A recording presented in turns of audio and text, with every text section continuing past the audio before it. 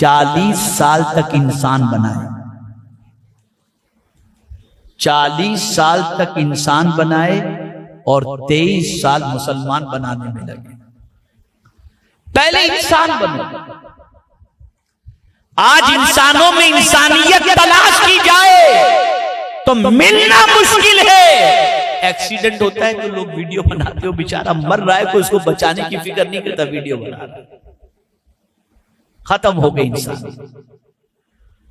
और इस हद तक खत्म हो गई कि मां अगर 10 किलो का वजन उठाकर हाथ में जा रही है तो बेटा इस वजह से मां के हाथ से सामान नहीं लेता कि लोग कहेंगे यार ये मजदूर है क्या। मां को इंसानियत खत्म हो गई, खत्म होती जा रही, सिसकती जा रही है। मां बाप की इज्जत खत्म हो रही है। बल्कि अगर थोड़ा सा आगे बढ़ करके अर्ज करूं, अपने बनाए हुए रिश्ते से तो मोहब्बत बढ़ रही है, कुदरत के बनाए हुए रिश्तों से मोहब्बत कम हो रही है। हमने दोस्त बनाया तो उसकी मां अजीज है, लेकिन हमारी मां से हमारी वो मोहब्बत नहीं जो हमें होनी चाहिए। दोस्त की मां के लिए रात कुर्बान कर देंगे, अपनी मां के लिए थोड़ा सा टाइम देने के लिए भी आज का नौजवान तैयार नहीं। दूसरों की बीवियों की तारीफ करते हुए उसके जुमले और अल्फाज खत्म नहीं होंगे, लेकिन अपनी बीवी की तारीफ करने के लिए गूंगा होता हुआ इंसान दिखाई देता है। बीवी का रिश्ता अल्लाह का बनाया हुआ है, मां का रिश्ता अल्लाह का बनाया हुआ है, भाई का रिश्ता अल्लाह का बनाया हुआ है, बहन का रिश्ता अल्लाह का बनाया हुआ है। जो रिश्ते अल्लाह ने बनाए वो कमजोर हो रहे हैं, और जो रिश्ते इंसान ने अपने खुद के बनाए वो इंसान मजबूत करता जा रहा है। जब इस तरह से इंसान अल्लाह के कानून से इनहिराफ करना शुरू कर दे तो फिर कामयाबी उसका मुकद्दर नहीं होती, बल्कि जिल्लत उसका मुकद्दर बन जाया करती है। आज मेरा पैगाम आप सबको बस इतना सा है, हर कोई अपनी बिसात के मुताबिक किसी भी शख्स को, किसी भी मुसलमान को बुराई करते देखे उसे रोकने की कोशिश करें। और मैं ये आपको बताऊं कि आप किसी मुसलमान ही को बुराई करते देखें तो न रोकें। आप में अगर हिकमत व दानाई है तो किसी भी इंसान को बुराई करते हुए देखें तो आप रोकें। किसी को भी बुराई करते देखें, लेकिन आप रोकेंगे कब? आप में ये जज्बा पैदा कब होगा? जब खुद अपने नफ्स को आप कुचलेंगे, जब खुद बुराई से रुकेंगे।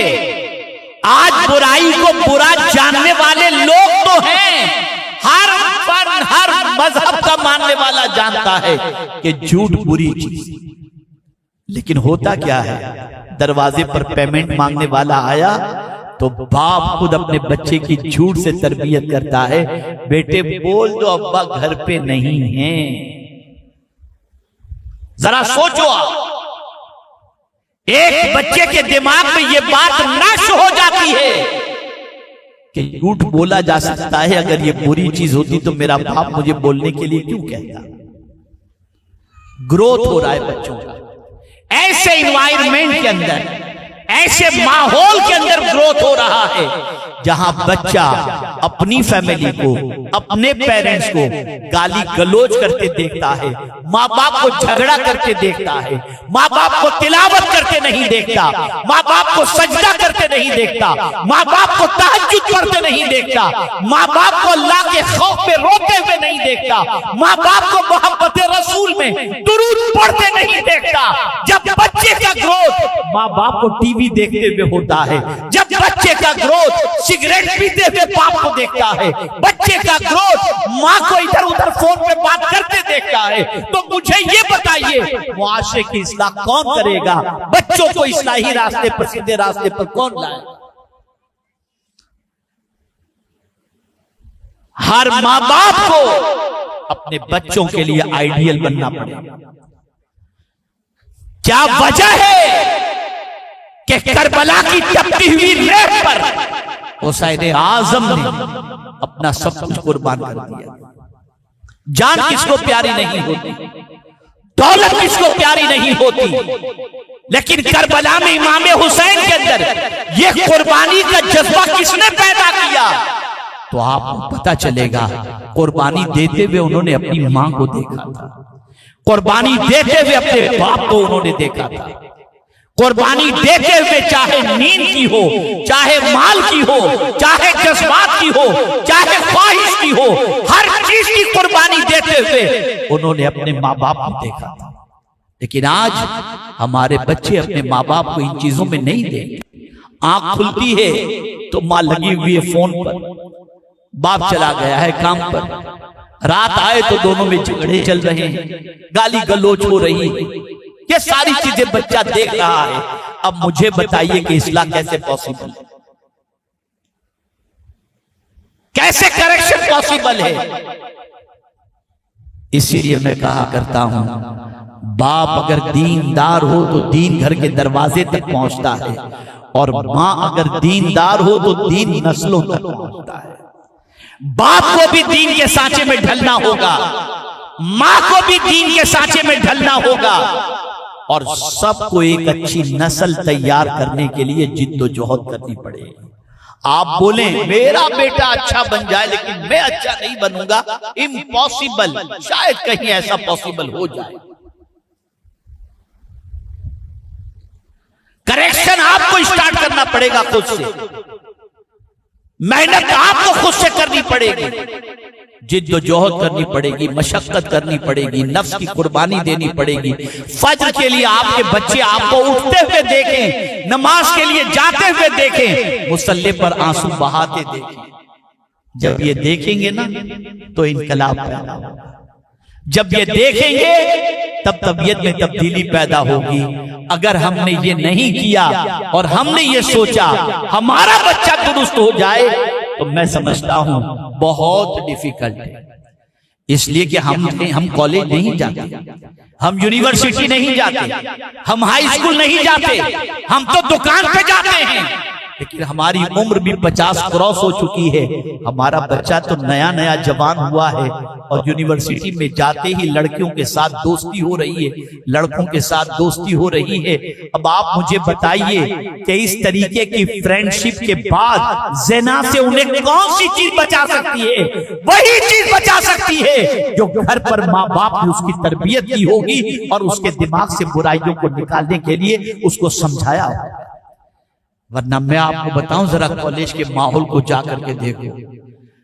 कल लड़के तलाश करते थे लड़कियां, और आज एक नहीं कई लड़कियां लड़कों के पीछे भागती नजर आती। Very difficult. तालीम न दो तो परेशानी, और दो परेशानी। कहां जाएंगे आप?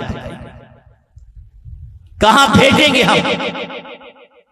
मैंने कॉलेज का माहौल देखा है, मैंने वहां पढ़ने वालों की कैफियत देखी, मैं वहां के हालात से वाकिफ हूं। वल्लाह मैं कहता हूं, अगर माँ बाप ने बच्चों की तरबियत सही तौर पर नहीं की तो बच्चे का बेदाग रहना ये निहायत ही मुश्किल काम है, इम्पॉसिबल है। क्या वजह है कि जहां बच्चे ने एसएससी कर ली और यूनिफॉर्म छोड़ा, सबसे पहले 10 जोड़े माँ बाप से कहता है कि नए दिला दो, मुझे कॉलेज में जाना है। अरे बेटा, तुम फैशन शो के लिए जा रहे हो या तालीम के लिए जा रहे हो? कभी हमने सोचा, कभी हमने गौर किया, कभी इसके सिलसिले में हमने मेहनत तो मशक्कत की? सबसे पहले करेक्शन खुद का करें, अपना करें, अपने अंदर मौजूद बुराइयों को निकाल कर फेंकें और अपने बच्चों के लिए आइडियल बनने की कोशिश करें, नमूना बनने की कोशिश करें। इसलिए कि बच्चा जितना अपने माँ बाप को नमूना बनाता है उतना किसी और को नहीं। आइडियल बनो अपने बच्चों के लिए, कुर्बानी दो अपने बच्चों के लिए। अपनी नस्ल को अगर संवारना चाहते हो तो खुद संवर जाओ, तुम संवर जाओगे, तुम्हारी नस्लें संवर जाएंगी। और अगर पहचान किसी ने बना ली, माअज़ल्लाह सुम्मा माअज़ल्लाह, अल्लाह न करे कि उस शख्स की पहचान बन गई ड्रग डीलर की हैसियत से, उस शख्स की पहचान बन गई गैम्बलर की हैसियत से, उस शख्स की पहचान बन गई चोर की हैसियत से, तो आप मुझे बताइए उसकी औलाद पर उसका इफेक्ट क्या होगा? लेकिन अगर किसी शख्स की पहचान बन गई समाजी खिदमत करने वाले की हैसियत से, किसी इंसान की पहचान बन गई, हर दुख दर्द के अंदर खड़े होने वाले की हैसियत से। किसी की पहचान बन गई डॉक्टर की हैसियत से, किसी की पहचान बन गई मुहद्दिस की हैसियत से, किसी की पहचान बन गई फकीह की हैसियत से, किसी की पहचान बन गई शेख तरीक़त की हैसियत से। तो आप यकीन माने बच्चा उस रास्ते पर चलने के लिए तैयार होगा और उस बच्चे का फ्यूचर ब्राइट होगा। इन शॉर्ट, नस्ल को सुधारना है तो असल को सुधरना जरूरी है। असल सुधर जाएगी तो नस्ल खुद ब खुद सुधर जाएगी। इन्वायरमेंट क्रिएट करो, अपने घर का माहौल बनाओ। हफ्ते में एक बार बच्चों को लेकर बैठो और उनसे दुरूद शरीफ खत्म कराओ। भले आप 10 मिनट दुरूद शरीफ का खत्म करो। अपने घर में रात को बच्चों को लेकर बैठो, उन्हें कुरान मुकद्दस की आयतों का तर्जमा सुनाओ। तुम नहीं पढ़ सकते, नहीं पढ़ना आता, अब तो आप जितना चाहें, जो चाहें, सब कुछ यूट्यूब पर मौजूद है। अच्छी चीजें निकालो, अपने बच्चों को सुनाओ ताकि बच्चों का ग्रोथ अच्छे कल्चर में हो। बैठकर अगर बच्चों के साथ आपने सीरियल देखा, पिक्चर देखा, तो आपने अपने बच्चों का याश ज़हन बना दिया। अब ये बच्चे से आप उम्मीद रखो कि ये बच्चा नेकी के रास्ते पर चलेगा, तो ये बस सिर्फ कुदरत ही करम करे तो ही हो सकता है, वरना हमारे करतूत के नतीजे के अंदर हमारे बच्चे का ग्रोथ आवारगी के मुताबिक। इसलिए जरूरत इस अम्र की है कि हम अपने आप को परफेक्ट करें। जरूरत इस अम्र की है कि हमारा बच्चा हमें खौफ खुदा में रोते हुए देखे। जरूरत इस बात की है कि रात को उठकर बच्चा जब देखे तो कभी हमें मुसल्ले पर देखे, कभी तिलावत करते देखे। हमारा बच्चा देखे तो फज्र की नमाज का पाबंद देखे, कज़ा करता हुआ न देखे। हमारा बच्चा देखे दलाइलुल खैरात शरीफ पढ़ता हुआ देखे।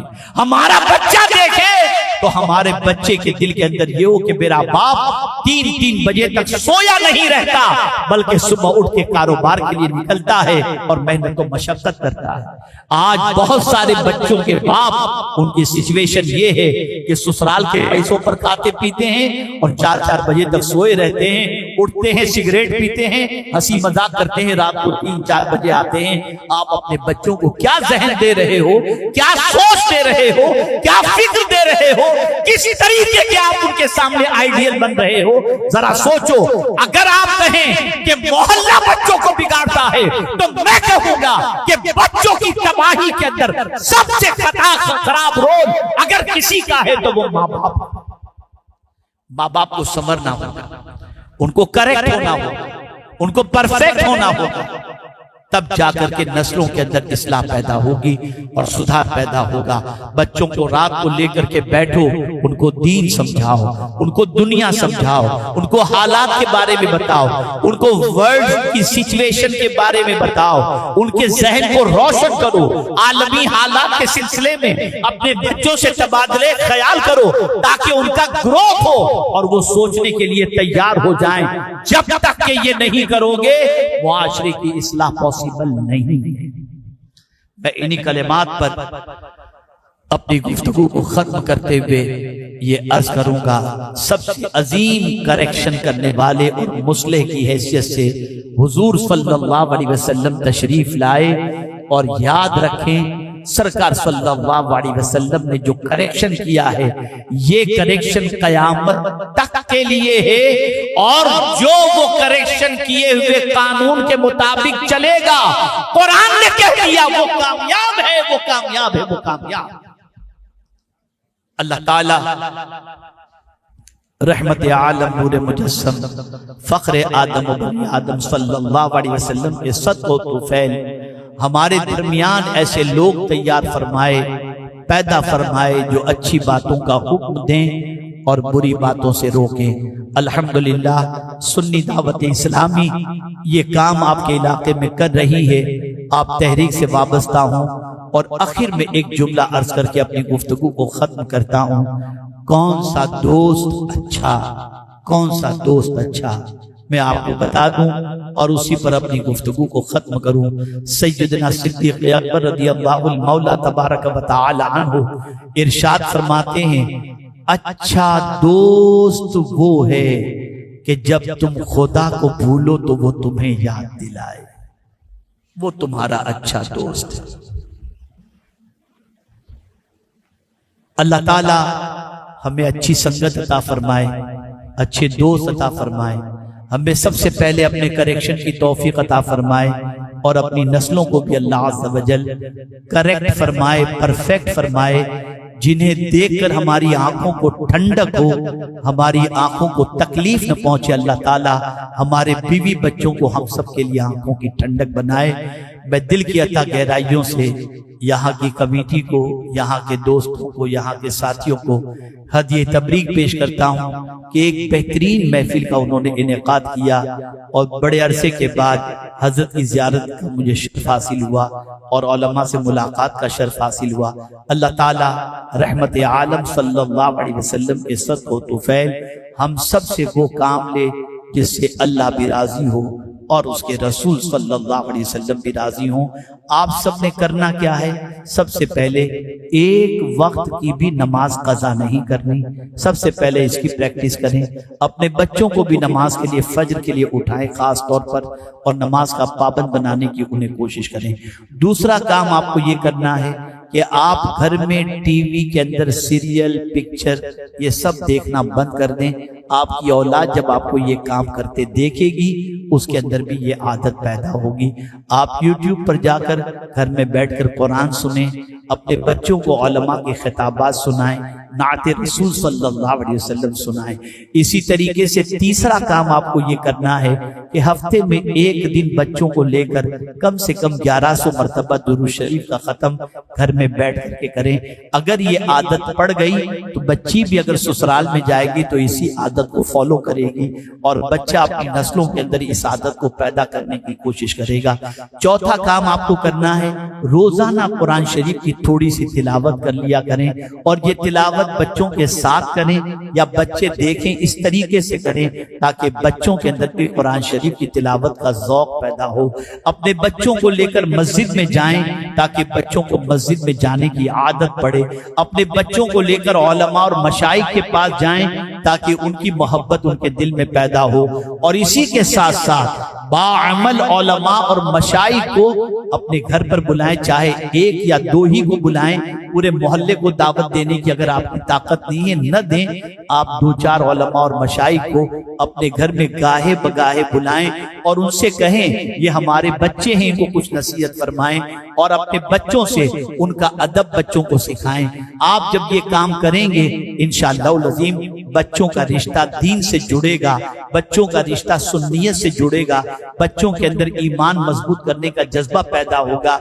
और अगर आपने ये नहीं किया और आप ऐसे ही मस्त रहे तो बच्चे भी अल्लाह न करे मस्त हो जाएं और फिर उसके बाद आपकी जिंदगी और आपकी आंखों के अंदर तकलीफ शुरू हो जाए बच्चे की जिंदगी को देखकर।